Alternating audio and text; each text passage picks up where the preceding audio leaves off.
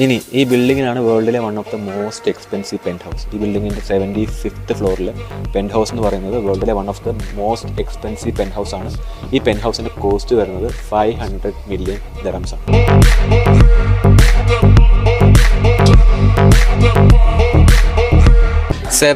Floors ഉള്ള ഈ building Dubai നഖീൽ പ്രോപ്പർട്ടീസിൻ്റെ palm ജുമേറയിലുള്ള കോമോ residence ആണ്.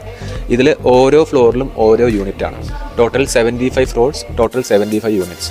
ഒരു യൂണിറ്റ് സ്റ്റാർട്ട് ചെയ്യുന്നത് 22 മില്യൺ, അതായത് 50 കോടി രൂപയാണ്. ഞാൻ പറഞ്ഞതുപോലെ 75 ഫ്ലോർസ് ഉള്ള ഈ ബിൽഡിങ്ങിൽ ഓരോ ഫ്ലോറിലും ഓരോ യൂണിറ്റ് ആണ്.